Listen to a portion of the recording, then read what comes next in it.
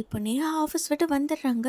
வந்ததும் நம்ம ஹீரோ அவங்க கிட்ட போக, "நீ என்ன தொட்டனா நானே குத்திட்டு செத்துருவேன்" அப்படின்னு நம்ம ஹீரோன்னு சொல்ல, வீட்டுக்கு வந்து நம்ம ஹீரோனா அவங்க திங்ஸ் எல்லாம் எடுத்துகிட்டு போக, அதுக்கப்புறம் நம்ம ஹீரோவும் அவங்கள ஊர் ஃபுல்லாக தேடி பார்க்குறாங்க. ஆனால் அவங்க கிடைக்கவே இல்லை. கொஞ்ச நாள் கழிச்சு நம்ம நேஹா மறுபடியும் வீட்டுக்கு வந்துடுறாங்க. இவங்க 2 பேருக்கும் நடந்த ஆர்கியூமெண்ட்டில் பாட்டில் எடுத்து நம்ம நேஹா தலையில் உடைக்க அவங்க அப்படியே மயங்கி விழுறாங்க. இவங்க வீட்டில் நடந்த சண்டை அக்கம் பக்கத்து வீட்டுக்காரங்களுக்கெல்லாம் கேட்க அவங்க போலீஸ்க்கு கால் பண்ணுறாங்க.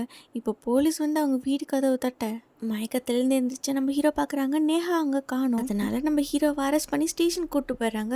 அங்கே நேஹாவோட ஃபோட்டோவை அவங்க கிழிச்சு போட, இதில் கடுப்பான நம்ம ஹீரோ வர எல்லா போலீஸ் ஆஃபீஸரையும் அடிக்கிறாங்க. அப்புறம் நம்ம ஹீரோவை கோர்ட்டில் ப்ரொடியூஸ் பண்ணுறாங்க.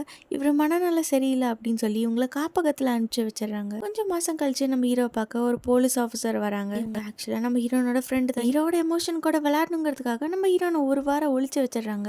அதுக்கப்புறம் வந்து நம்ம நேஹாவை ஹீரோ கொலை பண்ண ட்ரை பண்ண மட்டும் இல்லாமல் போலீஸ் ஆஃபீஸரை அடிச்சதுனால இந்த எல்லா கேஸும் ஒன்றா செய்து போட்டு நம்ம ஹீரோவை ஜெயிலில் தள்ளிடுறாங்க. நீ இல்லாமல் நேஹா கௌதம் கூட எவ்வளோ ஹாப்பியாக இருக்கா அப்படின்னு சொல்லி அந்த வீடியோ காட்டுறாங்க. அதுக்கப்புறம் நம்ம ஹீரோ கீழே கிடக்கிற பொம்மையை நேஹான்னு சொல்லி எடுத்து மறுபடியும் அதை பார்க்குறாரு.